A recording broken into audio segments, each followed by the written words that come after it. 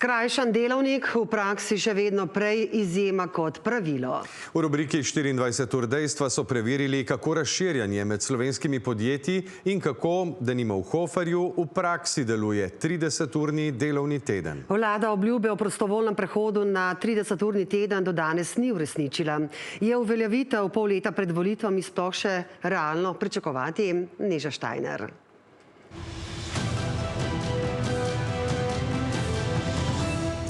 Praksa kaže, da se podjetja do skrajšanega delovnika odzivajo različno. Medtem ko nekatera, Donar, Lidl, Boscarol, v njem vidijo priložnost za večje zadovoljstvo zaposlenih, so druga, Skaza in Manpower, model opustila. Preverili smo, kako v Hoferju delajo 30 ur na teden in v Viženektu, kjer je petek dan za počitek. Samel Šabotič je že več kot desetletje del podjetja Hofer. 5 let dela na skrajšanem delovnem času, zadnje leto kot viličarist. Skrbi, da palete z naročili pravočasno zapustijo skladišče. Če začnemo ob 6, do 9 že pripravim za pol trgovin vso paletne naročila. In to gre ven ob 9, pol pa še v preostanek naredimo. In cirka do 11, 12 že zaključimo. Kljub fizično zahtevnemu delu ostaja aktiven izven službe. Ko sediš nekaj cajta, začne pol malo matrati, tako da jaz še ukvarjam malo športom, vodim vodene vadbe, pol imam pa jaz celo popoldne čas za svoje vragolije. Na skrajšanem delovniku so skoraj vsi iz prodaje in logistike. Je nekdo zaposlen za polni delovni čas, se pravi za klasičnih 40 ur na teden. Hkrati ima pa dogovorjeno krajšo tedensko delovno obveznost. To je minimalno nekje med 27 in 30 urami na teden. Ob tem mu pripadajo vse pravice polne zaposlitve, se pravi, da mu teče polna pokojninska doba, dobi polno božičnico, polni regres. John Pro je tablica za rezervacijo sejne sobe. Tablica se v trenutku, ko sklenemo rezervacijo, se sinkronizira s katerimkoli koledarjem, ki ga podjetje uporablja. To je podjetje Viženekt, ki se ukvarja z razvojem naprednih brezžičnih tablic.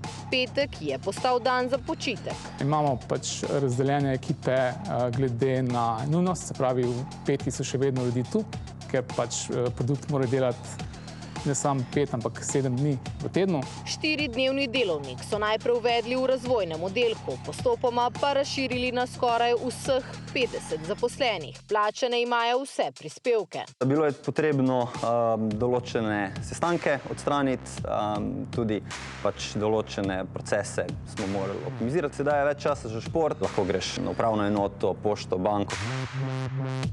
Razmerje med zasebnim življenjem pa med delom se je po občutku izboljšala za 50%, produktivnost od 30 do 40%. Je to tudi eno izmed ključnih orodij v bitki za talente dandanes.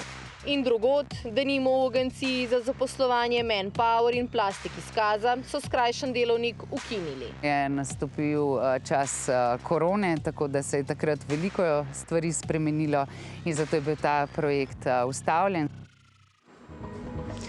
Koliko podjetij v Sloveniji ima dejansko skrajšan delovnik, ni jasno. Tega podatka ne zbira nihče.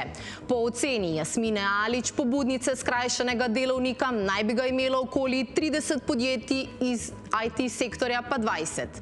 Kaj pa v tujini? 4-dnevni delovnik so preizkusili denimo v Belgiji, Španiji, Nemčiji, Franciji, na Danskem in na Nizozemskem. Vlada se je v koalicijski pogodbi zavezala, da bo zaposlenim omogočila možnost prostovoljnega prehoda na 30-urni delovnik, a dogovora v ekonomsko-socialnem svetu leta 2023 niso dosegli. Minister za delo Luka Mesec je za našo rubriko povedal, da načrti ostajajo. Izpeljali smo pravico do odklopa in izpeljali smo 80, 90, 100, se pravi možnost krajšega delovnika za starejše. O tem se pa še pogovarjamo, kako priti z novo ponudbo krajšega delovnika. Zdaj mandata ni več veliko, tako da za ta mandat nisem optimističen. Politika z domišljijo mora razmišljati o tem, kako omogočiti ljudem, da dobijo več prostega časa in izboljšajo kvaliteto življenja. Lani so delovno aktivni Slovenci v povprečju opravili dobrih 39 ur na teden. Delali smo več kot povprečen EU državljan, največ delovno aktivnih ur imajo Grki, najmanj pa Nizozemci. Sicer si 53% želi skrajšanega delovnika, ocenjujejo v Oddeku.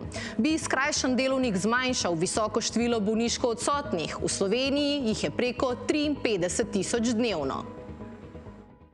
Skrajšani delovnik je še zmeraj bolj izjema kot pravilo, bolj so pogoste druge fleksibilne oblike dela, to se pravi, govorimo delo od doma, potem pomični delovni čas. Največ se tega dela skrajšanega, fleksibilnega pojavlja v IT, digitalni industriji, tehnoloških podjetjih. Pozitivni učinki so zlasti vidni tako na zadovoljstvo zaposlenih, na njihovem zdravju, zmanjšal se absentizem, povečala se produktivnost.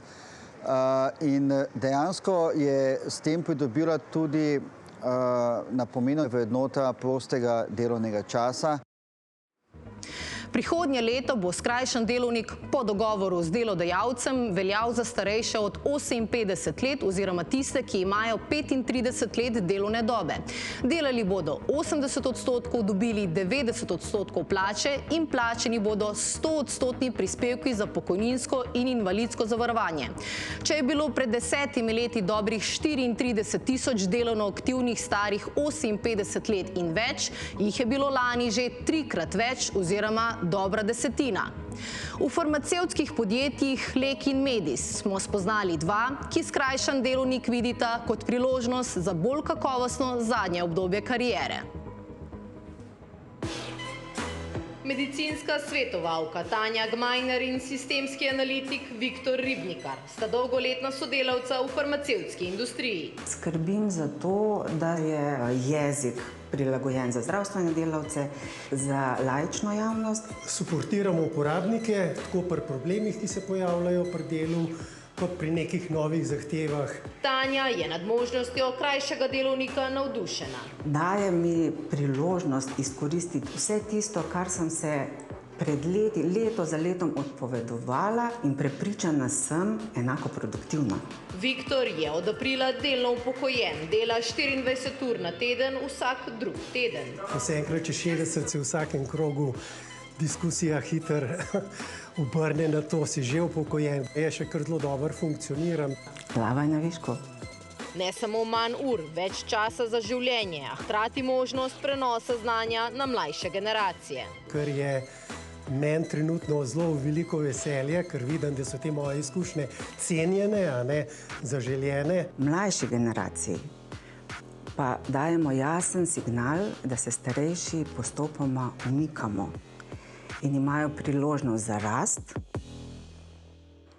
Med 25 in 55 letom imajo Slovenci eno najvišjih stopenj delovne aktivnosti. Po 55. letu pa se ta hitro zmanjšuje. In predstavljati si zdaj, da bomo ponudili ljudem, kar vsem po vrsti, možnost, da delajo krajši delovni čas, po drugi strani za enako plačo, po možnosti minimalno plačo, kot jo imajo zdaj, ko delajo 40 ur na teden, pa jaz mislim, da je iluzorno, da najprej bo treba povečati produktivnost podjetij. Ključni problem je, pravi profesorica Domodenik Moren, da se prispevki za pokojninsko blagajno beležijo glede na število ur dela, ne pa dejansko vplačane prispevke. Nadaljujemo na 24ur.com.